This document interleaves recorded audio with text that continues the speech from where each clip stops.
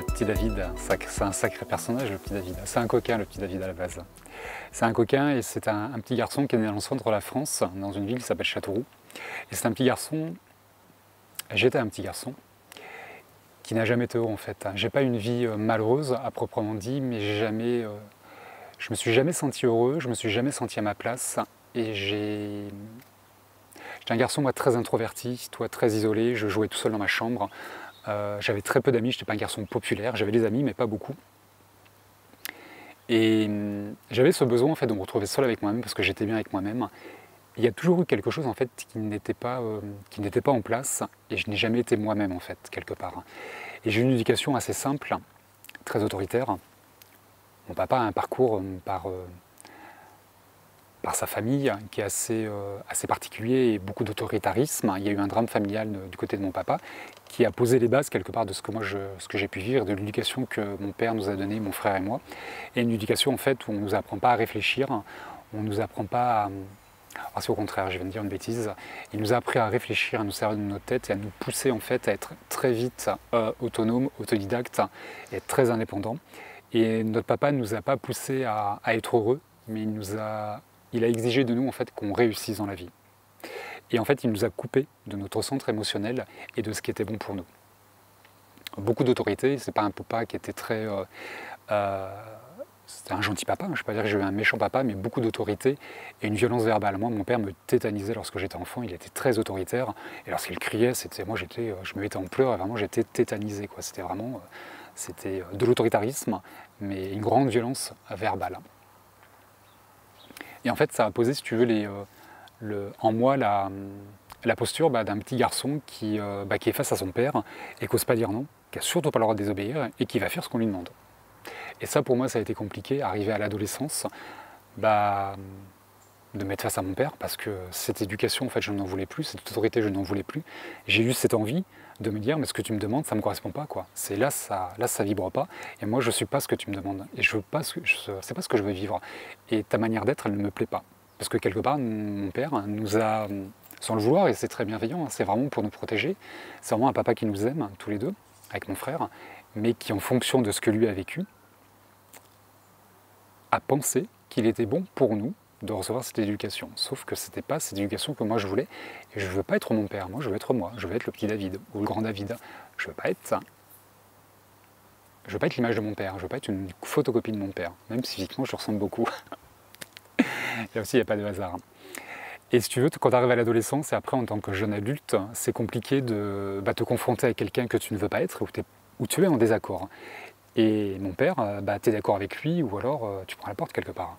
T'as pas le choix en fait. C'est une autorité et sincèrement, il nous a imposé son autorité. Et moi, à 18 ans, j'ai fermé la porte et je me suis barré, quoi. Donc je suis parti chez ma mère. Et après est venu, si tu veux, tout un cycle où ma vie a un petit peu valsé et c'est là où j'ai pris ma vie en main. Moi, j'ai quitté l'école à 18 ans, j'ai pas passé le bac, je me suis arrêté avant le bac parce que j'ai jamais été fait pour les études, ça ne me plaisait pas.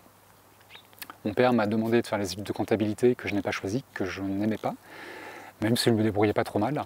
C'était pas ce que je voulais et je suis vite parti à l'armée. J'ai passé un diplôme de maître chien, où là j'ai fait quelque chose qui me plaisait et c'est moi qui a fait ce choix. C'est je quitte l'école parce que je n'aime pas l'école.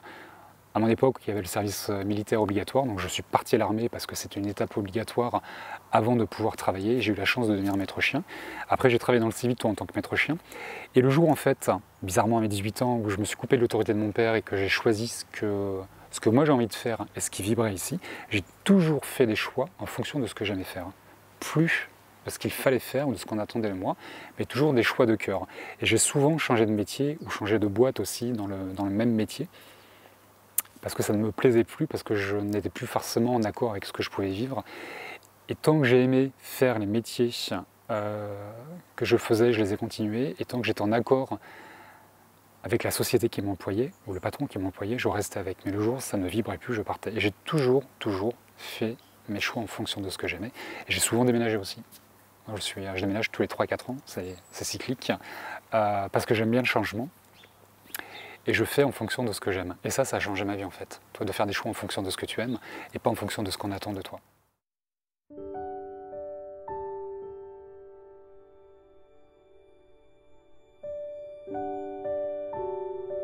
Il y en a plusieurs, mais toi, spontanément, la première étape qui ressort, c'est lorsque j'étais fonctionnaire. On m'a mis au placard, pour être gentil. Et en fait, ça a été extrêmement violent pour moi parce qu'on m'a accusé de quelque chose dont je n'étais pas coupable. Et en fait, on ne m'a pas laissé l'opportunité de m'expliquer. Donc pour moi, ça a été...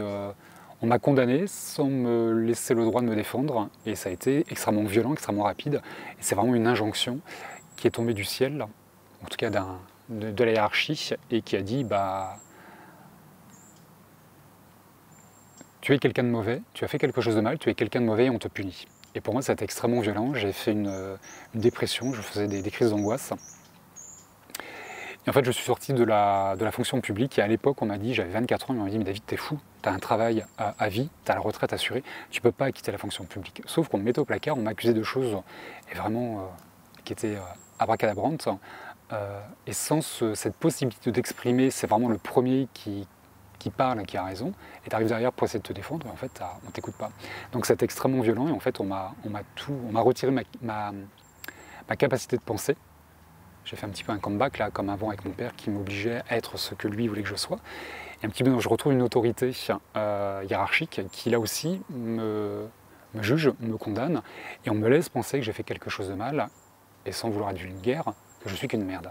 Et pour moi, ça a été extrêmement violent, en fait. Je me retrouvais face à moi-même, dans une scène de vie qui était extrêmement désagréable, en me disant, en fait, je ne suis rien, je suis bon à rien, et là, c'est la décrépitude. Et là, tu n'as qu'une chose, c'est tu arrives au fond de la piscine, et tu as une chose, tu te noies, ou alors, tu mets un coup de pied, c'est l'impulsion qui te manque là, et tu remontes. Et la première étape, en fait, qui a marqué ma vie, en tout cas professionnelle et personnelle, ça a été ça, ça a été l'extermination, quelque part, hein. C'est vraiment, parce que c'est un peu comme ça que j'ai vécu, hein, c'est vraiment une mort, hein. C'est-à-dire qu'on on te fait sortir d'un rôle, on te met au placard, on te détruit psychologiquement, émotionnellement, et on te laisse penser que tu es qu'une merde. Donc c'est vraiment, c'est une mise à mort quand même. Et là, tu n'as qu'une chose, c'est pouvoir te relever et t'en sortir. Et c'est là où je suis parti, j'ai changé, donc j'ai quitté la fonction publique. À l'époque, je vivais sur Bourges. Et le réflexe depuis David, hein, ça a été d'aller chercher sans me rendre compte, et ça je l'ai compris plus tard inconsciemment, j'ai été chercher le réconfort de ma grand-mère maternelle, qui est l'un des piliers de ma vie, qui a marqué mon existence spirituellement et émotionnellement et matériellement parlant, terrestrement parlant, pardon. Et donc je suis monté à Paris chez ma grand-mère, et là je me suis lancé dans la restauration, alors que je n'avais jamais travaillé dans la restauration, un choix du cœur. Et voilà, il s'est passé quelque chose où je me suis à nouveau tourné vers l'amour de ma grand-mère, l'amour de moi, l'amour propre, il a fallu me reconstruire, l'intégrité. Et j'ai passé 10 ans de ma vie en fait à montrer à la terre entière que je n'étais pas qu'une merde, et que j'étais capable de réussir quelque chose, et que je pouvais faire quelque chose, et que j'étais surtout quelqu'un de bien. C'était un peu montrer patte blanche, et je suis quelqu'un de bien, je n'ai rien fait de mal, et aimez-moi quoi. Parce que derrière c'est aimez-moi. J'ai vraiment rien fait de mal. Et au bout de 10 ans, je me suis réveillé parce que j'étais vraiment une machine de guerre. Je n'étais pas un carriériste, mais la carrière pour moi était devenue hyper importante et je devais absolument réussir ma carrière pour réussir ma vie. Donc j'ai passé 10 ans de ma vie à être un robot, une machine de guerre. Je travaillais 14 heures par jour, 5 jours par semaine. J'ai très vite eu des postes à responsabilité où j'ai géré des restaurants. Après, je travaillais dans la grande distribution, j'ai fait de la formation, j'ai fait plusieurs postes. Et j'ai eu ce besoin voilà, d'avoir ce semblant de réussite sociale et de montrer en fait à tout le monde, voilà, je suis responsable. J'ai pas fait de longues études, mais j'ai des postes à responsabilité. J'ai géré jusqu'à 23 personnes, des centres de profit, où tu gères des centaines de milliers d'euros par an. Et en fait, voilà, j'avais ce besoin d'exister au milieu de la société. Et au bout de 10 ans, tu travailles, en fait, tu te dis, mais c'est quoi ma vie, quoi? Pourquoi j'ai fait ça? Ouais, parce que l'homme, en fait, il est vide. Émotionnellement, il est vide. Et puis quand tu passes beaucoup de temps à bosser, ta vie privée, elle en prend un coup. Ce qui fait que ma vie privée, je l'ai mis de côté. Et elle n'était pas importante à l'époque. Et au bout de 10 ans, tu travailles en te disant, mais voilà, j'ai réussi professionnellement. Mais en fait, c'est pas ce que je veux, quoi. Parce que là, c'est mort, en fait. Ça vibre pas et j'ai rien... en soi, j'ai rien réussi. J'ai montré aux autres que je pouvais réussir, mais je ne me le suis pas montré à moi. Et là, il y a eu une deuxième étape, mais c'est pas aux autres que tu dois montrer que tu es quelqu'un de bien, c'est à toi. Et là, ma vie a pris une tournure différente. Et je me suis tourné vers des métiers, sans m'en rendre compte, mais ça aussi, je l'ai compris avec le recul. Je me suis tourné vers les autres. À l'époque, je voulais devenir infirmier, mais il fallait avoir le bac. Et passer le bac, c'était pas pour moi. Je voulais pas remonter dans les études, moi qui n'ai jamais été scolaire. 3 ans d'études pour devenir infirmier, avoir le niveau bac, c'était pas possible. Donc je me suis dit pourquoi pas être soignant, mais voilà, ça ne correspondait pas non plus. Donc du coup, je suis parti dans la formation, j'ai bifurqué comme ça tout doucement vers des métiers en fait, où je me suis tourné vers l'autre. Et voilà, sans me rendre compte, ma carrière en fait a pris une vie différente et l'homme que j'étais à l'époque s'est tourné aussi vers les autres, mais vraiment sans en avoir envie. Ça s'est fait naturellement par les concours de circonstances. Et l'une des étapes, pour ne pas dire la grande étape de ma vie, c'est le décès de ma grand-mère qui a eu lieu, c'était dans ma 30e année. Et il faut savoir que, je le disais tout à l'heure, hein, j'ai eu deux vies, une vie cartésienne, une vie spirituelle, et dans ma vie cartésienne, j'étais comme saint Thomas, je ne croyais que ce que je voyais, je ne croyais en rien. Là aussi, c'est l'éducation de papa, les croyances de papa que j'ai reçues. Et un homme très ancré, voilà, qui avait ses propres croyances, qui ne croyait pas en la médiumnité, je ne savais pas que ça existait, je ne m'étais jamais posé de questions. Et lorsque ma grand-mère est décédée, donc j'avais 30 ans, je me suis retrouvé seul face à son corps, et sans savoir pourquoi. J'ai levé les yeux au ciel, dans la pièce, c'est un peu comme si je la cherchais en disant « Mamie, s'il existe quelque chose de l'autre côté, j'aurai un message de ta part, c'est obligé. » On s'aimait tellement tous les deux, que s'il existe quelque chose, tu reviendras me voir. Si j'ai pas de message de ta part, je saurai que de l'autre côté, il ne se passe rien. C'est pas possible que la mort coupe ce lien d'amour comme ça, et cette reliance qu'on avait tous les deux. Et à ce moment-là, je me dis « Tiens, mais c'est bizarre, pourquoi tu dis ça, David ?» C'est pas un questionnement que j'avais pu avoir à l'époque, ça m'intéressait pas, et ça m'a vraiment surpris en me disant « Mais t'es con, pourquoi tu dis ça, quoi? À quoi ça sert, quoi ?» Et sur le coup, voilà, c'est la réflexion que je me suis faite. J'en ai pas tenu compte. Et bizarrement, quelques mois plus tard, au fil des années, mamie est venue. Plusieurs fois, me donner des messages. Dont une fois, je me rappelle très bien, c'est très marqué, hein, je le raconte aussi dans mon livre. Hein, elle est venue me réveiller en pleine nuit, j'ai entendu sa voix, elle m'a appelé David. Sa voix était différente. Mais c'est l'émotion que j'ai reçue et ça m'a réveillé, il y avait vraiment quelque chose de très intérieur. Et même si sa voix était différente, je savais que c'était elle. Et là, ça a marqué quelque chose en moi en me disant « Mais c'est elle, je sais que c'est elle, c'était obligé que ce soit elle. » Mais comme je dormais, je me suis dit « Rentre garçon, c'est un peu, j'ai mis ça sur le compte du hasard. » Et tant que j'ai mis ça sur le compte du hasard, si tu veux, la médiumnité n'a pas pris sa place. Et j'ai fait grandir le hasard en fait. Et une autre étape importante dans ma vie, c'est lorsque j'ai vendu ma première maison, une femme qui s'appelle Christine. On s'est revus 1 an et demi ou 2 ans après, je crois. Alors que lorsqu'on vend une maison, on n'est pas destiné à créer un lien d'amitié avec quelqu'un. Mais la vie en a décidé autrement, il était écrit autrement même, j'ai envie de dire. On s'est revus et en fait elle m'a initié à la méditation, pardon.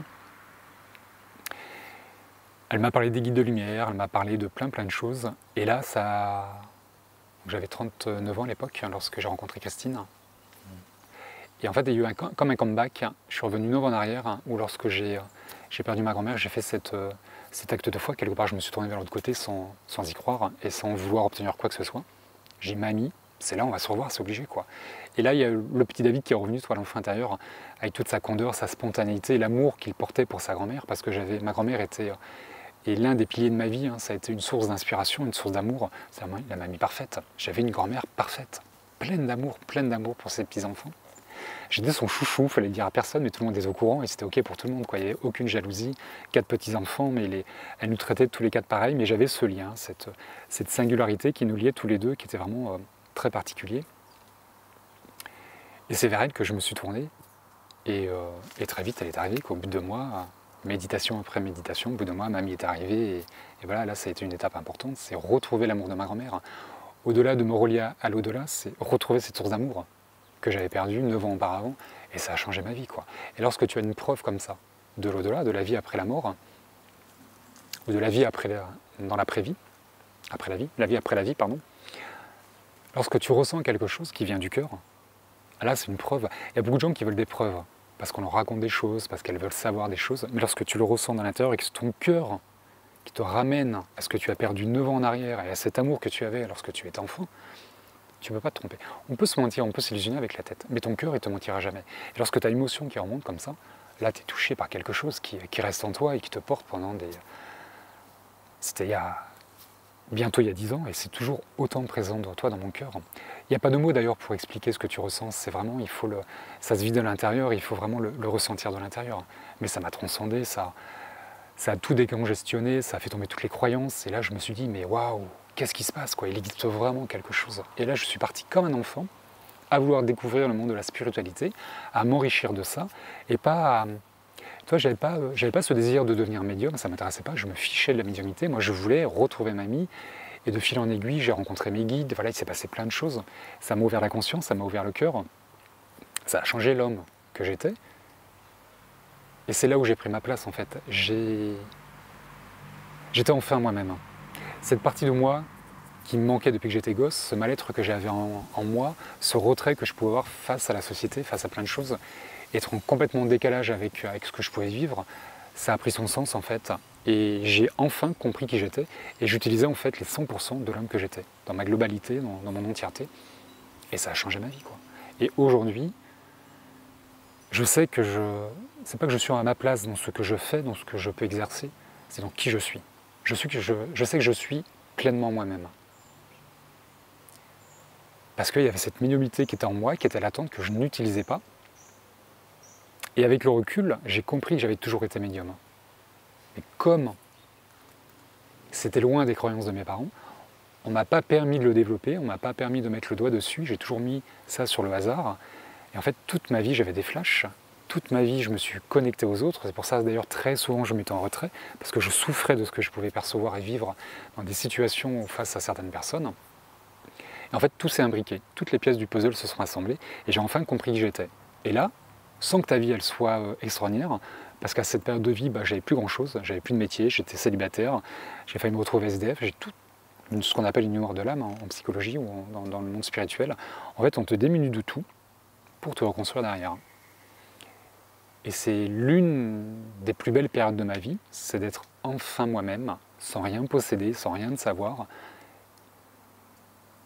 C'est un enfant qui arrive sur Terre et qui est vierge de tout. Et tu as juste à emmagasiner de nouvelles informations. Et c'est ce que j'ai fait, et c'est ce que je fais encore toujours, 10 ans après, c'est de t'enrichir de nouvelles expériences, de lâcher ses croyances, ce que tu sais, ou ce que tu crois savoir, pour découvrir de nouvelles choses, de nouvelles opportunités.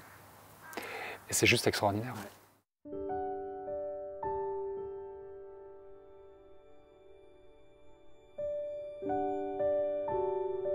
Moi, j'ai toujours été quelqu'un d'optimiste, d'enjoué, de déterminé, justement, à toujours vouloir faire plus, à vouloir montrer à la terre entière que j'étais quelqu'un de bien, à vouloir à ce qu'on m'accepte et à être aimé. J'étais optimiste, mais je n'avais pas d'espoir, parce que j'étais dans la contrainte de me faire accepter par les autres. Et je n'étais pas dans cet espoir de quelque chose de meilleur pour moi. J'étais dans cette contrainte de faire quelque chose de meilleur pour les autres et en fonction des autres. Et lorsque j'ai retrouvé ma grand-mère, cet amour qui est présent en nous, c'est l'amour de la source, c'est l'amour inconditionnel, j'ai compris ce que c'était que l'espoir, et que l'espoir, je pense qu'il s'accompagne de la foi. C'est-à-dire qu'aujourd'hui, tu ne possèdes rien, tu n'as rien, tu ne sais rien, mais tu as cet espoir qu'un jour ça aille mieux, qu'un jour tu t'enrichisses de quelque chose et que tu sauras ce que tu ne sais pas aujourd'hui et que tu posséderas ce que tu ne possèdes pas aujourd'hui, mais sans vraiment savoir ce que c'est. La médiumnité, elle t'informe de ton avenir, elle t'éclaire de ta vie. Les cordonniers sont les plus mal chaussés, c'est bien connu ça. Et nous les médiums, on ne sait pas tout de nos vies. Et parfois dans les consultations, on ne peut pas répondre à toutes les questions, parce qu'il y a des choses qui doivent être cachées, voilées, parce que ça pourrait nous desservir de savoir ce que l'on va vivre 10 ans en avance. Et que dans les expériences par lesquelles on passe, dans ces enseignements, parfois on tombe, et que le fait de tomber, on ne va pas nous le dire, parce qu'il faut se relever. Et c'est ça qui est important, c'est pas de tomber, c'est de se relever justement. Et toi, si on m'avait dit ce que je vivrai aujourd'hui et qui je serai, et c'est pas dans la possession de quoi que ce soit, c'est dans l'enrichissement personnel, dans ce que je suis aujourd'hui, si on me l'avait dit, je l'aurais pas cru. Et j'ai rien d'exceptionnel, il n'y a vraiment rien de... C'est juste ce que tu peux ressentir dans l'intérieur, mais c'est au-delà de mes espérances. Et c'est vraiment cet espoir de je sais pas ce que j'aurai, je sais pas ce que je vais vivre, mais je sais que ça va bien se passer. Et je pense que ça doit s'accompagner de la foi. La foi, c'est d'avancer à l'aveugle, je ne sais pas où je vais, mais j'ai foi en l'univers, je sais que l'univers me guide là où je dois aller, sans que moi je le sache. Tant que tu sais où tu vas, c'est pas de la foi, c'est la confiance en toi, c'est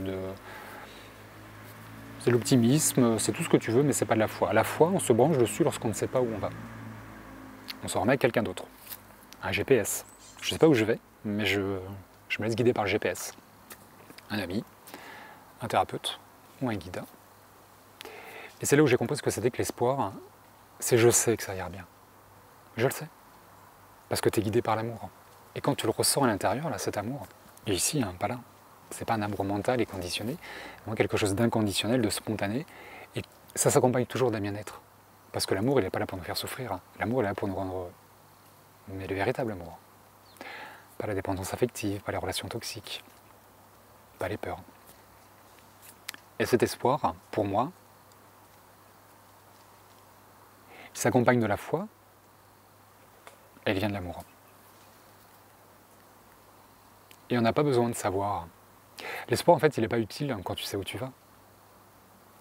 Quand tu es sûr de réussir quelque chose. Il est là quand tu ne sais pas où tu vas et quand tu doutes, quand tu as peur, quand tu n'es pas sûr. C'est là où on a besoin d'espoir. Qu'il vienne de l'autre ou qu'il vienne de toi. C'est des gens qui peuvent t'insuffler de l'espoir. T'inquiète pas, ça va y aller, ça va aller, tu peux y arriver, tu vas y arriver. Crois en toi, ça te donne de l'espoir. C'est utile, mais le seul espoir qui compte, c'est celui qui vient de toi. C'est je sais que ça va bien se passer, je sais que je vais y arriver, je sais que je peux le faire, je sais que je suis quelqu'un de bien. Parce que quand tu sais que tu es quelqu'un de bien, tu sais forcément que ça va induire de bonnes actions.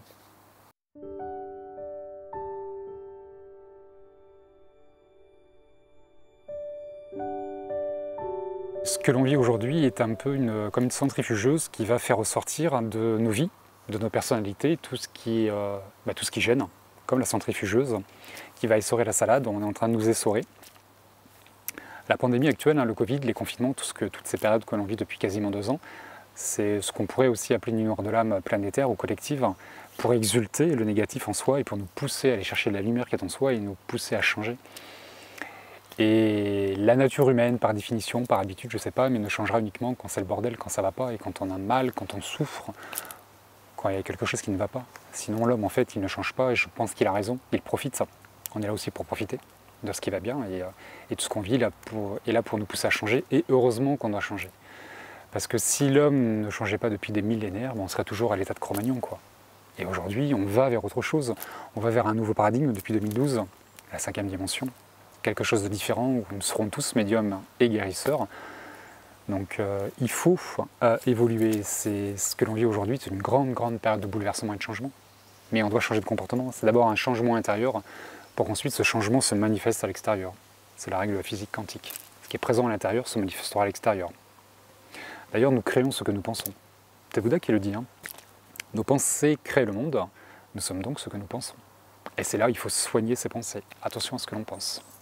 Si on pense qu'on est nul, qu'on n'y arrivera pas, on peut entreprendre n'importe quoi, on n'y arrivera pas. Par contre, si on pense que l'on peut y arriver, là, ça va impulser une énergie différente et tu retrouves un élan de création, de positivité, d'optimisme, d'espoir, de tout ce qu'il nous faut pour être créatif. Donc il faut souvent soigner ses pensées. C'est aussi l'aliment spirituel. Je pense ce que je dis, je fais ce que je dis.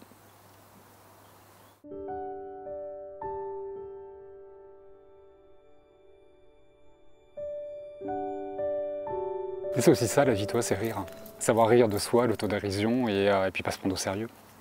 Ça fait du bien de se dire je me suis planté et j'en rigole. Qu'est-ce que je fais justement de ma boulette, de mon erreur, du fait d'avoir, ça m'arrive souvent dans mes vidéos, ça, de prendre un mot pour un autre. Des fois je me réécoute, je dis putain mais t'as dit une connerie David, t'as inversé les mots autres, ta langue a fourché, c'est pas grave, je laisse. Alors des fois je m'en rends pas compte, et des fois je me rends compte, je dis c'est pas grave, c'est moi en fait. Et il n'y a pas à tenir rigueur justement de la perfection, il faut toujours tout bien dire, tout bien faire. Et si c'est pas à la hauteur, c'est pas grave, ça fait pas de toi quelqu'un de mauvais en fait. Tu fais ce que tu peux et comme tu peux le faire. Et elle est là l'authenticité, la vulnérabilité, dire je suis pas parfait. Et c'est ok quoi, c'est ok. Chacun fait ce qu'il peut comme il veut et comme il peut le faire surtout. Et du coup, dans cette peur de mal faire, de dire aux gens ce que l'on pense et ce qu'ils pourraient aussi, ce qu'ils ont besoin d'entendre, parce que c'est aussi ça la vie, c'est dire aux autres ce qu'ils ont besoin d'entendre, pas rentrer dans un mensonge ou entretenir quelque chose qui pourrait leur faire défaut. Et c'est parfois compliqué d'être authentique avec les autres. Encore faut-il être authentique avec soi pour être authentique avec les autres. Et toi, moi par exemple, je porte la blessure de culpabilité qui me pousse ou qui crée la peur de mal faire. J'ai très longtemps eu la peur de mal faire. La peur de ne pas être à la hauteur, de ne pas être assez bien, de ne pas être aimé, de ne pas être accepté. Et en fait, ça te pousse dans un perfectionnisme à tout bien faire, à tout cadenasser, à contrôler. Et je pense qu'il faut se détacher de cette peur de mal faire, parce que tant que tu es dans la peur de mal faire, tu es conditionné par ta peur et tu n'es pas du tout authentique. Alors que si je suis pleinement moi-même, je vais apporter ce que l'autre a besoin d'être. Ce qu'il a besoin de recevoir, ce qu'il a besoin d'entendre. Parce que le bout de salade qui est entre les dents, c'est intéressant de l'enlever tôt ou tard, pour ne pas être ridicule toute la journée. Et si j'ai peur de mal faire, ou des désagréables, je ne vais pas lui dire à la personne. Bah c'est idiot. Autant lui dire parce qu'elle a besoin de l'entendre. Donc il faut que je dépasse ma peur de mal faire pour être pleinement moi-même et dire mais la chose la plus simplement possible. Et parfois on fait des grandes phrases parce qu'on a peur de, tu vois, la peur de blesser, la peur d'être maladroit, la peur de mal faire en tout cas pour moi. Et c'est idiot parce qu'on ne peut pas mal faire. On fait ce qu'on doit faire. Maintenant, ce qu'on doit faire n'est pas toujours en résonance avec ce que la personne s'attend à ce qu'on en fasse.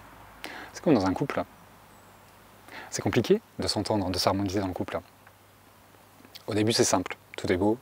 On est toujours amoureux au début, en règle générale. Le couple se construit. Tout est beau, rose et merveilleux. Et avec le temps, on se rend compte que l'autre a des défauts, que l'autre n'est pas parfait et que ce qui en apparence nous a séduit devient parfois un peu compliqué à gérer. Les sportifs, souvent les hommes ont une passion comme le sport ou la guitare, qui prend beaucoup de temps. Au début c'est séduisant, le mari est rugbyman ou footballeur, il a une super silhouette, ou alors il joue de la guitare. C'est assez séduisant, quelqu'un qui joue de la guitare, encore moi je trouve, j'aime bien cet instrument de musique. Et si cette passion prend beaucoup de temps sur le couple et après sur les enfants, sur la vie familiale, la femme va dire à son mari arrête ta passion, arrête ton sport, arrête de jouer de la guitare et occupe-toi de moi, occupe-toi des enfants, occupe-toi de la maison, occupe-toi du jardin. Et en fait, on enlève la source d'épanouissement à son partenaire et c'est l'amour est soumis à condition. En fait, on enlève les sources d'épanouissement à l'autre. À la base, c'est chouette de rencontrer quelqu'un qui a une passion et on partage sa passion et après, au fil du temps, cette passion, parfois, elle devient un poids. Mais non. C'est une source d'épanouissement. J'ai besoin de mon sport, j'ai besoin de jardiner, de bricoler, de voir mes amis, de passer un moment avec moi, de lire, d'écrire, de peindre. Les artistes vont passer beaucoup de temps dans leur créativité, mais c'est ce qui les rend heureux. Et si la personne elle est heureuse, elle est capable d'être heureuse en couple. Et si on lui laisse sa source d'épanouissement, elle va perdre son bonheur, son équilibre, et forcément dans le couple, ça va se ressentir. Et là, l'autre, il va reprocher à son partenaire ou sa partenaire d'avoir changé. Oui, mais c'est toi qui m'as demandé de changer. Il faut plus que je fasse mon sport, il faut que je fasse ci, il faut que je fasse ça. Tu m'enlèves ma source d'épanouissement, donc forcément, il y a un changement. C'est comme quand on veut arrêter de fumer. Quelqu'un qui essaye d'arrêter de fumer, souvent son partenaire lui dit « Ah, t'es con, tu t'énerves trop, reprends la clope, reprends la cigarette. » Bah ouais, mais qu'est-ce qu'on veut, quoi? Qu'est-ce qu'on veut? C'est pour ça qu'il faut savoir être soi-même et laisser les autres être soi-même. Ce qu'ils peuvent être. Ce qu'ils ont envie d'être. Il ne faut pas les pousser. C'est comme une fleur, on est dans la nature aujourd'hui, une rose qui va commencer à éclore, il faut la laisser éclore. Si on force l'éclosion, la rose elle va se faner, elle va se détruire. Il faut laisser la maturation, la gestation de la nature et même de nous. 9 mois pour faire un enfant, il n'en faut pas 6 une fois de plus. Et s'il nous faut du temps pour changer, pour évoluer, il faut qu'on prenne le temps. Tout comme cette crise mondiale qu'on traverse actuellement, on a besoin de temps. Il faut mettre des choses en place, pour ou contre le vaccin, le masque, les confinements autres, c'est pas le discours, mais on est obligé de tester, de tenter des choses. Si on ne fait rien, les choses vont s'aggraver, bien ou mal. Qui peut le dire d'ailleurs? Peut-être prendre du temps aussi du recul sur ce que l'on vit aujourd'hui, parce que dans 20 ans, on saura ce qu'on a réussi ou pas. Est-ce qu'aujourd'hui, on est capable de dire ce qu'on a réussi? Est-ce que c'est utile? C'est peut-être trop tôt.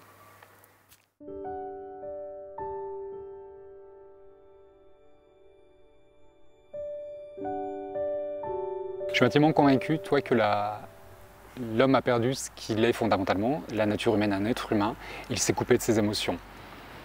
La société nous conditionne à avoir peur du manque et de plein de choses. Et on nous demande toujours d'avoir plus et de faire mieux. Quel que soit le travail que l'on ait, le patron, la société monte le level là aussi à toujours faire plus. Et tu as eu 18 sur 20, mais tu peux aussi avoir 20 sur 20, quoi. Et une fois que tu auras 20 sur 20, tu n'auras peut-être plus à avoir une mention, excellence ou autre. Et c'est là il faut revenir aussi à ce que l'on est capable de faire et à revenir à ses émotions et à retrouver sa nature humaine. Et je pense qu'il est essentiel aujourd'hui de revenir à soi, de ce qu'on est capable de faire et de ce que l'on ressent. On a tendance à être guidé, pour ne pas dire téléguidé par la tête et par les peurs, parce que les peurs proviennent toujours de notre mental et de notre ego, et que nos émotions sont véhiculées, gérées et mises par le cœur. Il faut revenir à ce qu'on ressent, à son corps, à son cœur, à ce qu'on ressent. On a tous des ressentis, pas besoin d'être médium professionnel pour être guidé et avoir des messages de l'intérieur et savoir ressentir ce qu'on ressentir les choses et ce vers quoi il est bon d'aller et ce qu'on est prêt à faire. Et je pense qu'aujourd'hui, pour sortir de la période dans laquelle on est, il faut revenir à soi, se couper de la société. D'ailleurs, le confinement, la grande particularité du confinement, c'est de rester confiné, de rester en famille, ou pour ceux qui sont seuls, de rester seul. Mais ce n'est pas de rester seul, c'est de revenir à soi. Et de recréer un espace beaucoup plus intime et revenir à ce que nous sommes fondamentalement des êtres humains et pas les robots, quoi. Donc je pense que l'une des clés du changement, c'est de revenir à soi, pour créer ce changement intérieur, une fois de plus, et un changement extérieur.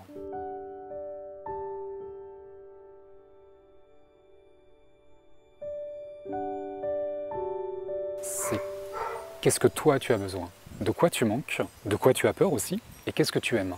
C'est toutes ces clés, c'est tous ces indicateurs, c'est des panneaux de direction. La peur, elle peut te conditionner, elle peut te bloquer, elle peut te figer, tout comme elle peut te sécuriser. Si j'ai peur de ne pas y arriver, je vais faire en sorte d'y arriver justement. Je vais préparer le terrain et je vais faire ce qu'il faut pour y arriver. Donc la peur peut te permettre de réussir, tout comme elle peut te figer et te bloquer. Et si tu écoutes tous tes états intérieurs, quels qu'ils soient, que tu aies peur, que tu sois triste, que tu sois heureux, mais que tu écoutes tes émotions, tes sentiments, tes peurs, tes doutes, ça c'est une source d'information qui est extrêmement riche et on a tendance en fait à se tourner vers les autres. Qu'est-ce que toi tu en penses? Qu'est-ce que tu ferais à ma place? Dis-moi là, qu'est-ce que je fais parce que je suis en panique et je ne suis pas sûr d'y arriver. Mais vos amis, suivant leur vie, suivant leur caractère, vont vous pousser à passer à l'action ou vont vous pousser à ne pas faire. C'est les conditions extérieures. Donc revenir à soi, c'est qu'est-ce que vous avez envie de faire, écouter les peurs, les doutes et les émotions. Et chaque émotion qui ressort est là pour t'apporter quelque chose. L'émotion est une messagère qui est en train de te montrer ce que tu vis. Avant même de savoir où aller, c'est qu'est-ce que tu vis aujourd'hui. Parce que c'est bien dans le présent qu'on crée l'avenir. C'est pas dans l'avenir qu'on va créer l'avenir, c'est dans le présent. Et si je suis bien dans mon présent, je vais avoir les idées claires déjà, et j'aurai des pensées positives pour créer le monde de demain. Donc il est intéressant de revenir à soi, dans mon instant présent, c'est comment je me sens. C'est le matin quand tu te lèves, comment tu te sens. Si tu te sens mal parce que tu as mal dormi, que tu as mal à la tête, ou que tu as un truc qui vient, parce que parfois dans la nuit, il y a l'inconscient qui vient travailler, ou les guides qui viennent nous apporter les messages. Donc ça peut aussi conditionner ton réveil. Mais c'est quoi le premier état dans lequel tu te sens? Et si tu te sens bien, tu lèves du bon pied et ta vie va être chouette. Ta journée en tout cas va être chouette. Ou elle va te pousser à faire quelque chose de positif dans l'état intérieur. Et si tu es mal luné, qu'est-ce qui te chagrine là? Et c'est aussi ça la vie. La vie, c'est pas toujours, tout n'est pas rose et ça peut pas toujours bien aller. C'est l'impermanence de la vie, c'est les vicissitudes.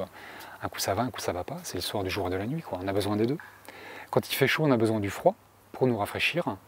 Et quand il fait froid, on a besoin de la chaleur pour nous réchauffer. Donc on a besoin des deux. Et si on nomme le bien et le mal différemment, comme le jour et la nuit, ça va colorer nos journées différemment. Donc tout ce qui te chagrine, tout ce qui te pèse, est là pour t'apporter quelque chose. C'est-à-dire que si tu ne vas pas bien, c'est qu'à l'intérieur, il y a quelque chose qui ne va pas là. Il y a une colère qui n'est pas exprimée, il y a un conflit avec ton conjoint ou avec tes enfants ou ton patron qui n'a pas été exprimé et qui vient te polluer, et c'est parce qu'il n'est pas travaillé. Donc en fait, tu as une émotion qui remonte et qui te met dans un état pour pouvoir travailler quelque chose. Et il est là le développement personnel. Et on n'a pas toujours besoin de quelqu'un. L'autonomie, savoir travailler seul, et là je peux m'en sortir seul, et c'est aussi savoir solliciter quelqu'un, c'est-à-dire que là je reconnais mes limites et j'ai besoin de quelqu'un. Et je pense que dans son développement personnel, on a tous besoin d'un thérapeute. On a besoin de soi, de revenir à soi, d'écouter nos messages, là, nos émotions, nos peurs, nos doutes, de lâcher tout ce qui nous freine, et aussi de se reposer sur quelqu'un. Et quand on va au cœur de soi et aller toucher ses émotions les plus profondes et ses peurs les plus anciennes, ses blessures les plus anciennes également, on ne peut pas faire ça tout seul. Parce que là, ça brase l'émotion qui... Quand tu souffres 40 ans de la blessure de l'abandon, de la peur du rejet, ou de je sais pas quoi, de la culpabilité, c'est compliqué d'y aller tout seul, quoi. Et on a besoin de quelqu'un. Et là aussi, je crois qu'il faut savoir revenir à soi pour mieux se tourner vers les autres.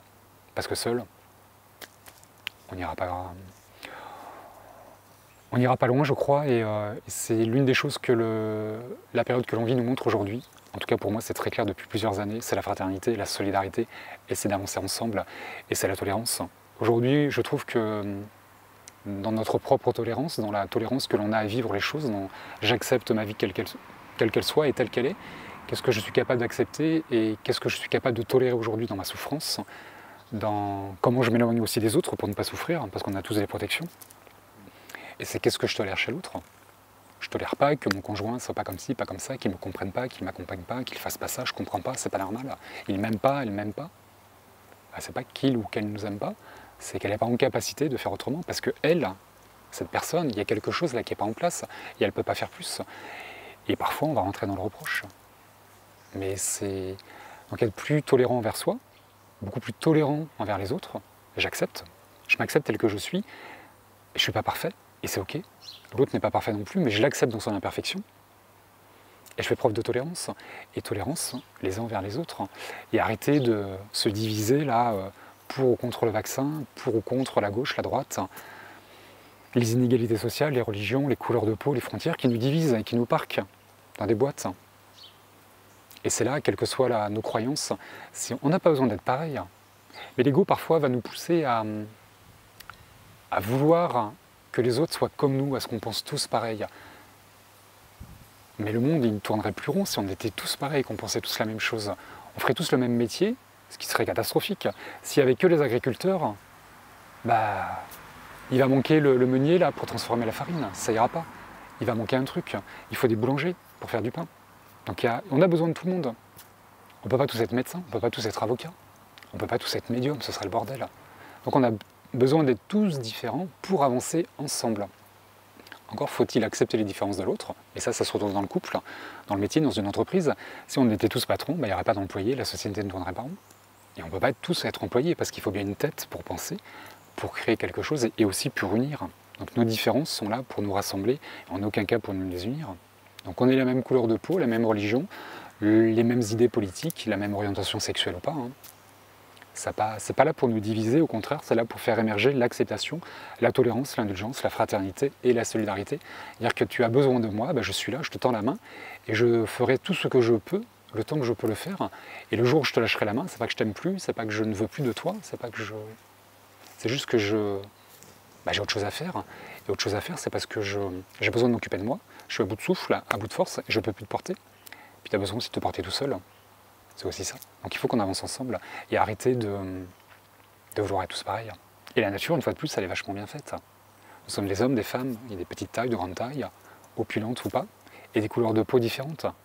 Et la mixité, elle est super enrichissante. Et aujourd'hui, lorsqu'on fait le mix de ces religions, de ces couleurs de peau, le métissage, c'est magnifique. Quand on voit les enfants métissés, mais qu'est-ce qu'ils sont jolis, quoi. C'est magnifique. Et c'est là qu'il faut créer un monde nouveau. Et c'est là où il faut qu'on change. Dans nos perceptions, dans nos croyances, et arrêter de vouloir que tout le monde soit pareil. Et avoir peur aussi que l'autre vient vers toi pour te prendre quelque chose. On a toujours peur de perdre quelque chose, de perdre sa liberté. C'est l'actualité, ça, la perte de liberté. D'avoir peur que l'autre vienne te prendre quelque chose, te déposséder ou te accaparer aussi ton savoir. Si on ne possède rien en fait. Tout ce que l'on a, on est là pour le partager. Et on est aussi là pour transmettre. Que ce soit une richesse intérieure, une richesse intellectuelle ou émotionnelle ou matérielle, on est là pour partager. Toi, dans cette mixité, dans ces inégalités sociales, culturelles et autres, ce qui est dommageable, je trouve, c'est qu'il y a des gens sur Terre qui soient extrêmement riches et des gens qui soient extrêmement pauvres. Parce qu'en soi, comme disait Louis de Funès dans La Folie des Grandeurs, les riches, ça fait pour être très riches, et les pauvres, ça fait pour être très pauvres. C'est une grosse connerie. Les riches, s'ils sont riches, c'est pour rétribuer leur richesse. C'est pour en profiter. S'ils sont riches, c'est parce qu'au niveau de l'âme, ils sont venus expérimenter la richesse.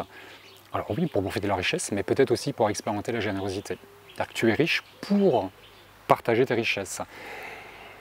Et au niveau des pactes... pas des pactes, des engagements que l'on a, des enseignements que l'on vient vivre sur Terre, peut-être que quelqu'un qui vient expérimenter la générosité passera par être extrêmement riche. Et dans cette richesse, il a le choix de devenir extrêmement généreux ou alors de tomber dans l'avarice et dans la cupidité. Donc s'il arrive à être généreux dans sa richesse, l'enseignement sur la générosité, par exemple, est validé, il peut passer à autre chose. Et si en étant extrêmement riche, il n'arrive pas à être généreux, il reviendra dans une vie différente où il sera extrêmement pauvre. Et aujourd'hui, on le retrouve souvent, ce sont les plus riches, les plus pauvres, les plus démunis, qui font preuve de la plus grande générosité. Donc au niveau de l'âme, peut-être que pour venir vibrer, expérimenter la générosité, tu passeras par un cursus extrêmement riche ou alors un cursus extrêmement pauvre. Donc il ne faut pas toujours s'arrêter à ce que l'on vit, mais à qu'est-ce que ça te permet de vivre et qu'est-ce que ça t'apporte. Donc en soi, les riches, les pauvres, ils sont là pour vivre ensemble en fait. Et si les gens arrêtaient d'être cupides et d'être dans l'avarice et partager leur richesse, ils seraient toujours autant riches parce qu'il y a des gens qui sont extrêmement riches et qui n'ont pas assez d'une vie pour tout dépenser. Par contre, ce serait intéressant qu'ils donnent à ceux qui n'en ont pas. Et c'est là où c'est dommageable, c'est qu'il y a des gens qui soient très très riches et qui restent très riches, et que les gens qui soient très pauvres restent très pauvres. Donc Louis de Funès avait tort, mais ce n'est qu'un film. Et quand tu l'écoutes, cette phrase, c'est les riches, c'est fait pour être très riches, et les pauvres, c'est fait pour être très pauvres. Mais c'est un riche qui dit ça, parce qu'un pauvre ne te dira pas ça. D'ailleurs, les pauvres se sentent rarement pauvres, d'ailleurs, parce qu'ils sont pauvres d'argent, mais ils sont riches de cœur, ils sont riches de plein de choses, et ils sont extrêmement généreux, et ils partagent tout. Je ne sais pas si tu as vu, j'en ai parlé dans une vidéo, je ne sais plus laquelle, Terre inconnue avec Vianney, qui est parti dans les tribus Afar, et tu as Oumed, le chef de la tribu, qui les accueille, qui dit « Depuis que je partage tout, je n'ai jamais manqué de rien ». Et la tribu Afar, toi, c'est une tribu qui vit en Éthiopie, ils n'ont même pas l'eau courante, il faut qu'ils créent des espèces de puits, d'aller creuser la terre pour aller chercher dans la lave, en fusion, pour récupérer de ils font condenser l'eau en fait pour récupérer de l'eau potable. Donc c'est extrêmement compliqué. Ils vivent de rien, c'est des nomades. Ils n'ont même pas de terre, ils vivent vraiment en autarcie dans une petite partie de l'Éthiopie. Et un chef de tribu qui ne possède absolument rien et qui te dit « Mais depuis que je ne partage tout, je n'ai jamais manqué de rien ». Voilà ce que c'est que la générosité. Et en fait, on a peur parfois de manquer. Et c'est pour ça que les gens ne partagent pas. J'ai peur de manquer, la peur du manque. La peur de ne pas y arriver, on en a parlé, mais la peur de manquer. Et tu manqueras de quoi, Tu ne peux pas manquer. Ce que tu as, c'est que tu en as besoin. Si tu ne l'as pas, c'est que tu n'en as pas besoin. Et si tu pars de ce principe, en fait, dans ta vie, il ne te manque rien, Il n'y a pas de souci. C'est comme des fois, toi, les gens sont célibataires et ils sont amoureux de quelqu'un. Et ils aimeraient être avec la personne. Et comme ça ne se fait pas, pour des raisons X ou Y, en fait, il faut un blocage là-dessus. Et je suis tellement amoureux de lui ou d'elle, ils font un focus et ils portent toute leur attention sur cette personne. Mais cette personne, elle n'est pas bonne pour elle. C'est pas cette personne qui leur convient. C'est l'histoire du pot. La métaphore n'est pas terrible, je suis désolé, c'est pas très joli, mais c'est l'histoire du pot et du couvercle. Tu prends un couvercle qui ne va pas avec le pot, tu as beau le tourner dans tous les sens et le forcer, ça va abîmer le pas de vis. Ça n'aboutira jamais, il ne sera pas hermétique. Le pot, ça va l'abîmer, il ne trouvera jamais son couvercle. Et le couvercle, ça va l'abîmer, il ne trouvera jamais son pot. Ça marche, c'est parfait, ça ne marche pas, il ne faut pas insister. Et quand la personne, elle ne vient pas avec toi, c'est parce que ce n'est pas la personne de ta vie, donc il ne faut pas faire un blocage. Le métier aussi. Tu passes un entretien, en apparence, c'est le boulot de tes rêves. Tu bosses 3 jours par semaine, tu as payé 3 000 € par mois, et le patron, il est super sympa. Donc en apparence, c'est vraiment le boulot de tes rêves. Donc tu fais tout pour avoir ce boulot, et plus que deux en liste, et manque de bol, le patron, c'est pas toi qui choisis. Pourtant, c'était le plus sympa. Mais c'est pas toi qui choisis, j'en choisis un autre. Et là, c'est la grosse déception. Et tu restes focus sur ce poste que tu n'as pas eu. Mais c'est pas le tien. Si tu ne l'as pas eu, c'est que déjà, il était fait pour quelqu'un d'autre, parce que c'est l'autre personne qui l'a eu, et te dit pas la personne a été meilleure. Elle avait des aptitudes, des capacités qui étaient différentes, et s'adaptait beaucoup plus par rapport au poste. Donc si ce poste, celle qui l'a eu, c'est qu'il était fait pour elle, et si tu ne l'as pas, c'est qu'il n'était pas fait pour toi, même si en apparence il était idyllique. Donc il y a deux cas de figure, tu fais un focus sur ce que tu n'as pas eu, et là tu n'avances pas, ou alors tu vas chercher autre chose, et là tu rebondis. Ok, c'est pas le boulot de mes rêves, c'est pas la personne de mes rêves, mais si c'est pas elle, c'est pas ce poste, c'est pas cette personne, c'est qu'il y a forcément autre chose qui t'attend. Et il faut aller vers ça. Si tu restes sur place, il ne se passe rien. Et on n'a pas toujours cette capacité, toi, de savoir rebondir. Il faut savoir se relever. Et c'est en se relevant qu'on fait nos muscles, comme l'enfant qui apprend à marcher. Il est bien là le premier apprentissage de la vie. C'est un enfant, avant d'apprendre à marcher, il va apprendre à tomber. J'accepte de ne pas y arriver, j'accepte de ne pas assez fort, de ne pas avoir mes muscles, de ne pas savoir, parce que j'apprends, c'est quelque chose que je ne sais pas faire. C'est ça la définition de l'apprentissage, c'est j'apprends quelque chose que je ne sais pas faire. Donc il y a peu de chances qu'il arrive du premier coup, et on a le droit d'y arriver en plusieurs fois. Et l'apprentissage de la marche, on apprend d'abord à tomber. J'accueille dans ma couche culotte, là, c'est confortable de tomber sur sa couche culotte, et c'est le premier enseignement de la vie, qui fait qu'avant d'arriver à faire quelque chose, tu vas tomber. Ce que certains appellent un échec, et pour d'autres, ils vont appeler ça un apprentissage. C'est-à-dire que je vais me relever, et c'est en me relevant que je vais faire mes petits muscles pour pouvoir apprendre à marcher. La résilience, la détermination, la volonté. Et l'enfant, c'est comme ça qu'il apprend à marcher. C'est d'abord en tombant et c'est en se relevant qu'il fait ses muscles, parce qu'à la base, l'enfant n'a pas de muscles. Donc s'il ne se relève pas, il ne peut pas faire ses muscles. Donc il faut savoir tomber pour pouvoir faire ses muscles dans un second temps, qui dans un troisième temps va t'apprendre à marcher. Et ce que l'homme va vouloir, l'ego va vouloir, c'est d'abord apprendre à marcher, savoir marcher. Mais pour savoir marcher, il faut savoir tomber, pour se relever et faire ses muscles qui va te permettre de marcher.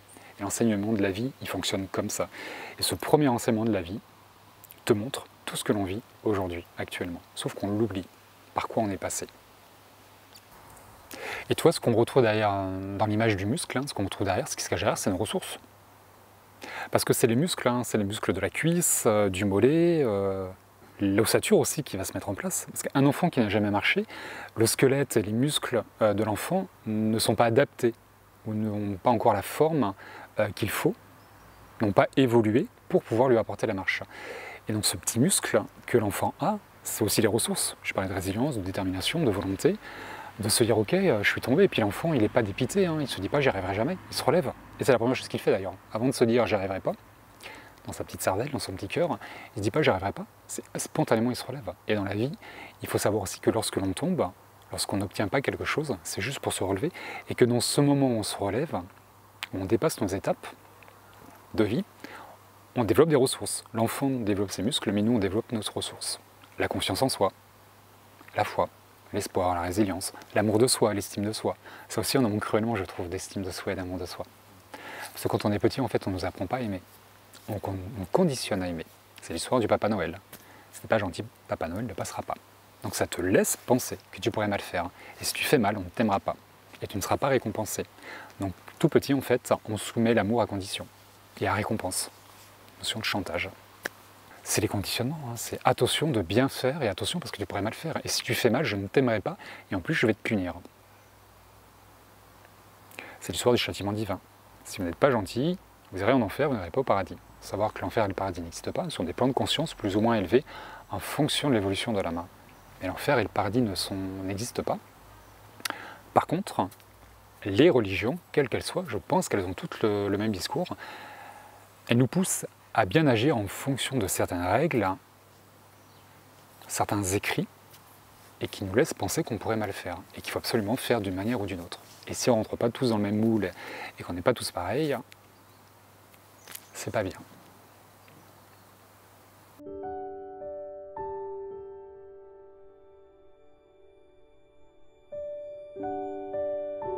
Je crois aussi qu'il faut savoir aussi ne pas reporter l'éducation qu'on a reçue. Et savoir se défaire de ce que l'on a vécu pour offrir le meilleur en fonction de soi et en fonction de ses capacités. Et permettre à l'enfant de ne pas perdre sa spontanéité, son naturel et sa pureté. Il faut savoir que le mental et l'ego apparaissent vers l'âge de 6, 7, 8 ans, on va dire c'est plus c'est 7 ans je crois, et que c'est là où les premières peurs, les premiers doutes vont apparaître. La Terre est une planète de troisième dimension, une dimension de matière où il y a la dualité. Je dois faire des choix. J'y vais pas, j'ai peur, j'ai pas peur, je suis prêt, je suis pas prêt. C'est la troisième dimension qui nous permet d'incarner la dualité et on doit traverser la dualité, faire appel au libre arbitre. Donc les 6 premières années de sa vie, l'enfant est complètement spontané. Et l'enfant n'a pas de libre arbitre. Il n'a pas encore son mental et son ego qui ont fait leur apparition. Du coup, il n'a pas ce libre arbitre et cette capacité de faire des choix parce qu'il est quelque part éduqué par ses parents et ça perdure après 6 ans, la notion d'être éduqué par les parents et d'être conditionné par l'éducation que nos parents souhaitent pour nous. Et ce qui est intéressant, c'est de laisser justement ce naturel et la capacité à l'enfant de choisir par lui-même et en fonction de l'expérience. C'est-à-dire qu'il doit expérimenter quelque chose pour savoir si c'est bon ou pas pour lui, s'il est capable ou pas. C'est l'exemple, et après c'est c'est la bienveillance et c'est l'amour que chaque parent va porter à son enfant qui va empêcher l'enfant de faire sa propre expérience. C'est l'histoire du four qui est chaud ou de la bougie qui va brûler. Tous les parents, on l'a tous entendu, plutôt en tant qu'enfant, on a tous entendu dire « touche pas la bougie, tu vas te brûler, touche pas le four, c'est chaud ». Et tant que papa et maman sont là pour nous interdire et pour nous protéger dans cette interdiction, ne pas toucher le four ou la bougie, pour pas qu'on se brûle, c'est pour nous protéger. Mais ça nous empêche de savoir ce que c'est que le feu et la chaleur et la brûlure. Et tant que le parent est là, l'enfant ne touchera pas le four ou la bougie. Mais qu'est-ce qui se passe dès que le parent n'est pas là? L'enfant va mettre le doigt sur la flamme ou sur le four, parce qu'il ne sait pas ce que c'est, il passe par l'expérience, l'enfant. Il va savoir ce que c'est que la brûlure. Et dans cet enseignement de qu'est-ce que c'est que la brûlure, je sais que c'est chaud, je sais que ça me fait mal. Donc je n'y retournerai pas sur cette source de chaleur, parce qu'elle me fait mal. Au début, elle m'attire, elle me fait du bien, cette source de chaleur, elle est jolie à regarder, ou elle réchauffe la pièce, mais si je m'y approche de trop près, elle me brûle. C'est un enseignement, je sais ce que c'est que la brûlure, je me tiens à distance de cette zone de chaleur qui me fait du bien ou qui pourrait me faire mal. C'est là quelque chose à tempérer dans ce que la vie nous offre. L'enfant va se brûler, il va se faire mal, il va faire l'expérience de la chaleur, mais et également l'expérience de la guérison et du froid. C'est l'eau froide, on va passer son doigt sous l'eau froide, ou le bisou magique de maman qui va faire du bien, et on va expérimenter la guérison par le froid ou par l'amour de maman. Mais on a besoin de ça. Si l'enfant ne va pas toucher le chaud, il ne va pas expérimenter le froid.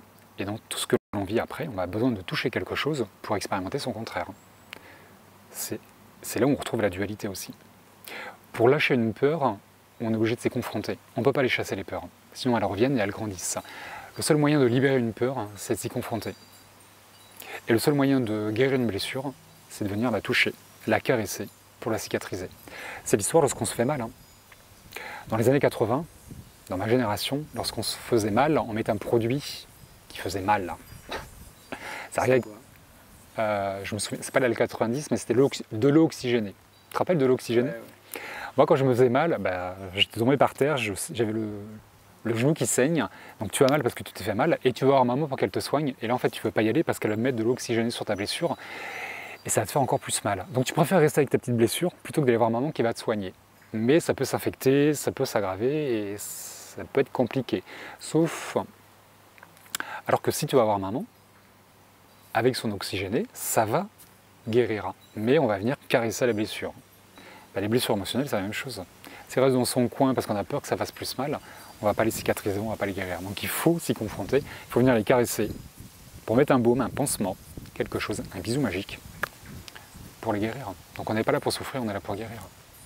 Et c'est là aussi, toi, dans la nature humaine, on a tendance à porter son attention sur la souffrance et pas sur la guérison. Sur ce qu'on n'a pas, au lieu de ce qu'on a, et à ce qu'on voudrait et ce qu'on ne possède pas, ce genre de choses. C'est l'histoire du verre à moitié plein ou à moitié vide. Il ne faut pas faire un focus sur ce qu'on n'a pas ou sur ce qu'on voudrait. C'est qui tu es, qu'est-ce que tu as aujourd'hui. Et on a plein de sources de bonheur. Soit une maison, un métier, une famille, des amis. On a tous quelque chose dans la vie qui nous permet d'être heureux et d'être bien.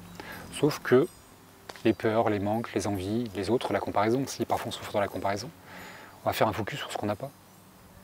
Non, ici et maintenant, tu as plein de choses qui vont faire que tu vas bien. Cette journée, on est bien dehors, là, il fait beau, il fait bon, c'est agréable. Pourquoi penser à demain? Est-ce que demain il va pleuvoir ou pas? On n'en sait rien, on s'en fiche. Aujourd'hui, je profite de ma journée, d'être avec toi, d'échanger, de partager quelque chose. Et c'est ça qui est riche, c'est de partager, de transmettre quelque chose. On a tous quelque chose à transmettre. Quel que soit notre niveau d'études, notre niveau de conscience, notre âge, on a tous quelque chose à apprendre. C'est riche de regarder un enfant. Parce qu'il t'apprend énormément de choses, il te rappelle qui tu as été, ce que tu as perdu en chemin, parce qu'on perd plein de choses en chemin. Donc c'est autant riche de regarder un enfant, autant riche de regarder une personne âgée, dans sa sagesse, dans l'expérimentation de ce qu'elle a, dans ce qu'elle t'apporte, donc plus jeune, plus âgé. Les différences, c'est intéressant de discuter avec quelqu'un qui est différent de toi, parce qu'il t'apporte quelque chose que tu n'as pas. Alors que si tu parles avec quelqu'un qui a le même cursus que toi, il va juste te parler de ce que tu sais déjà, puisque vous avez le même cursus. Donc ça ne sert pas à grand chose. Elle est là, la diversité, elle est enrichissante. Et on doit épouser nos propres différences dans ce que l'on n'est pas, dans ce qu'on n'a pas encore, dans ces imperfections-là, et épouser les différences des autres, pour qu'on crée une harmonie. C'est l'histoire du yin et du yang, de la complémentarité. On ne nous demande pas d'être pareil, on nous demande d'être complémentaires, et de se rassembler par nos différences, et de ne pas rentrer en contradiction et dans les conflits, dans les combats. Je trouve que toi, il est intéressant d'aller revendiquer. La France, on a un karma de coupeur de tête, de révolutionnaire. C'est intéressant de faire changer les choses, mais c'est comment on fait changer les choses et qu'est-ce qui nous habite, quelle est l'intention et l'énergie qui nous habite. Et c'est dommage d'aller manifester contre quelque chose. Pourquoi on n'irait pas manifester pour quelque chose? Et pourquoi on va manifester dans la colère, dans la revendication? énergétiquement parlant, c'est très bas les manifestations, les grèves et les gilets jaunes, aujourd'hui pour ou contre le vaccin. Je trouve, même s'il y a des mouvements pacifistes, il y a toujours des casseurs qui s'accompagnent des grèves, et ça on ne peut pas y faire grand-chose, quoique on pourrait manifester différemment. Mais les énergies sont extrêmement basses parce qu'il y a beaucoup de colère, il y a beaucoup de peur, il y a beaucoup de ras-le-bol. Et oui, il y a un ras-le-bol général, bien sûr, mais est-ce qu'on a besoin d'aller le mettre dans la rue et de créer un égrégore comme ça de ras-le-bol? Et c'est peut-être pas la meilleure manière d'obtenir quelque chose. Moi, si on vient me voir avec plein de colère et plein de haine, je vais dire, bon bah, on va voir quelqu'un d'autre, parce que là, c'est... sans rejeter la personne, hein, c'est pas ce que j'ai envie d'obtenir. Passer de la pommade non plus, ça va pas le faire. Maintenant, c'est de rentrer en relation et d'exprimer quelque chose calmement et de constructif. Et on a tendance à détruire l'autre, à toujours être dans la destruction de l'autre ou de ce qui existe. Mais on n'est pas obligé de détruire, on peut bâtir sans détruire. Parfois il faut détruire un monument, une maison, pour pouvoir reconstruire dessus. Mais on peut aussi laisser les ruines et construire à côté. On n'est pas obligé d'être toujours dans la destruction.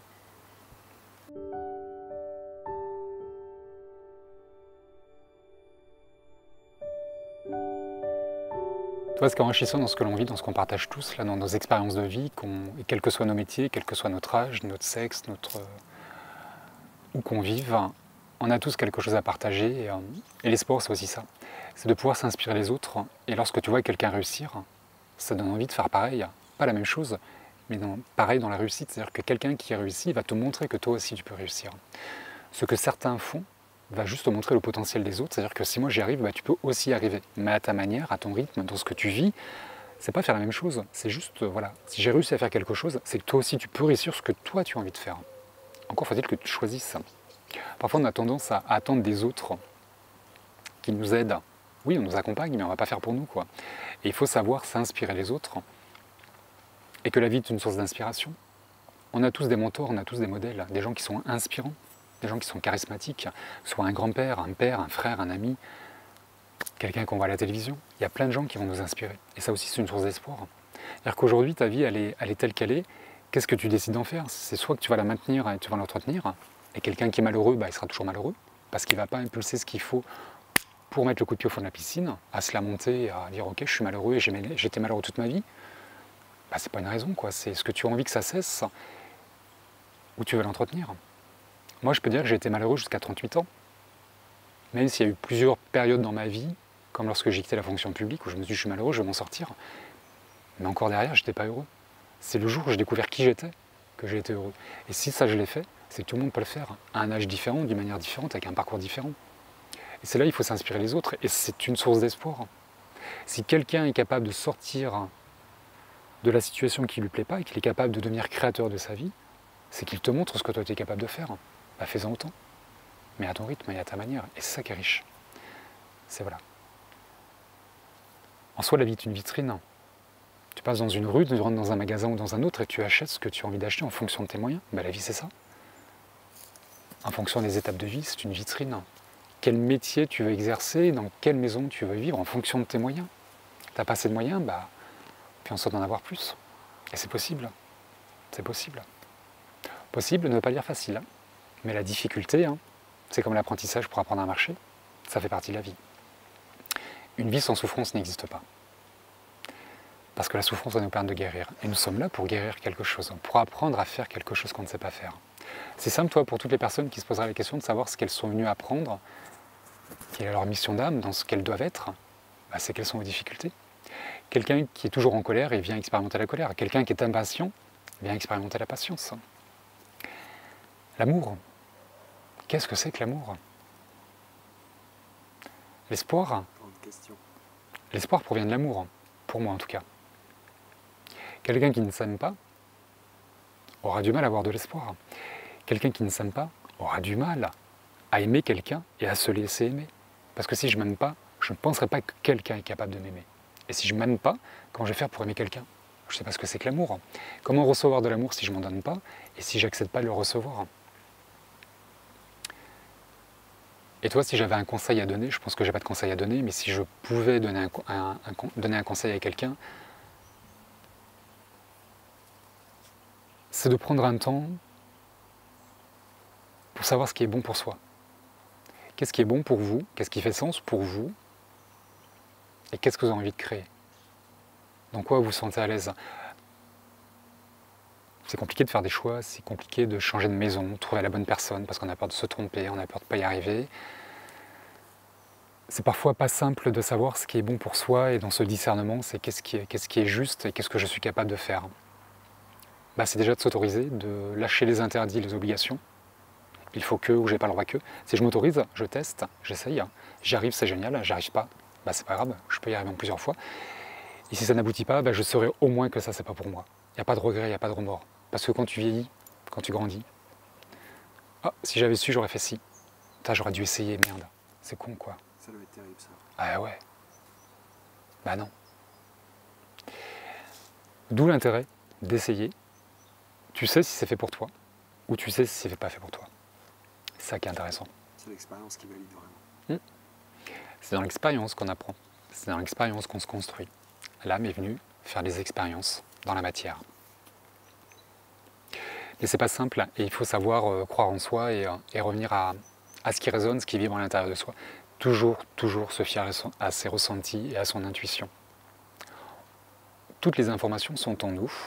C'est le principe de l'incarnation. Lorsqu'on arrive dans les petits bébés que nous avons été, il y a un reset, il y a un voile qui se forme, et on doit tout réapprendre et on doit se rappeler. Mais tout est en soi. Il faut toujours partir de ce que l'on est. Et qu'est-ce qui est bon et qu'est-ce qui fait sens aujourd'hui? Je crois qu'il ne faut pas être trop dur non plus avec soi, trop exigeant, trop parfait dans le contrôle. De revenir dans quelque chose de plus spontané, plus authentique, comme les enfants, de s'autoriser à faire plein de choses, de rire de soi, l'autodérision, c'est important. De lâcher le regard des autres, les sociétés, de tout ce qu'on attend de nous, de tout ce qu'on exige, et donc qu'est-ce qu'on peut offrir, qu'est-ce qu'on peut apporter. Et à partir du moment où tu écoutes ce qui est là, dans cet espace du cœur,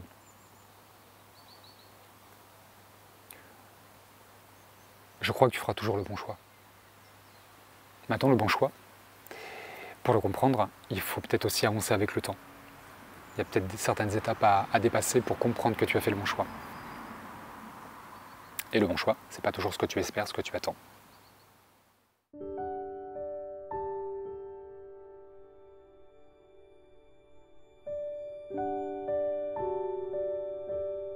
Peut-être que pour avoir de l'espoir, toi, au quotidien, il faut peut-être savoir regarder dans son passé et de s'enrichir de ce qu'on a traversé. Ce que les anciens font très bien. Ils nous apportent une compréhension de leur vécu qui est très optimiste et qui nous permet d'avancer. Et s'enrichir de ce qu'on a vécu, comprendre les étapes qu'on a traversées, qu'en prenant du recul sur un divorce, sur un licenciement, sur toutes mes étapes de vie, moi, qui m'ont permis tôt ou tard d'être enfin moi-même, mais j'avais besoin de passer par ces expériences qui ont parfois été dramatiques et compliquées à vivre. Là, il y a une source d'espoir. Donc pour quelqu'un qui n'aurait pas d'espoir dans son avenir, parce qu'il a du mal à se projeter, il faut peut-être qu'il aille chercher dans son présent, dans ce qu'il a aujourd'hui, dans ce qu'il est, et notamment dans ce qui est déjà vécu, parce qu'on a déjà dépassé plein de choses. Donc ça nous montre notre potentiel, ça nous montre tout ce qu'on est capable de faire, et là il y a de la confiance en soi à aller récupérer, de l'estime de soi, de l'amour propre, et qu'on est capable de faire face aux épreuves, et qu'on est plein de ressources, mais tous, plein de qualités, plein de capacités. Donc quelqu'un qui n'aurait pas d'espoir aujourd'hui, c'est regarder dans son passé pour aller chercher ses sources d'espoir. Parce qu'on a tous réussi plein de choses. C'est quoi l'espoir en soi? Si ce n'est quelque chose, d'arriver à faire quelque chose et d'une vie meilleure. On l'a tous en fait, l'espoir en soi. On a tous envie d'une vie meilleure. On aspire tous à quelque chose de plus romantique, de plus glamour, de plus grand, de plus gros, d'avoir plus quelque chose. On a tous de l'espoir en soi. Mais c'est quoi l'espoir? Si ce n'est cette envie d'avoir quelque chose de mieux. Et on l'a tous. L'envie d'être heureux, l'envie d'une vie meilleure. On a tous cet espoir en soi. Encore faut-il se brancher dessus.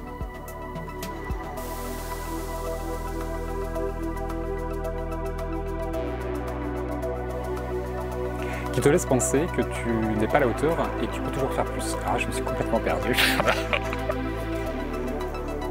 Lise Bourbeau a fait un travail exceptionnel qui s'appelle Les 5 blessures de l'âme, où elle répertorie, elle répertorie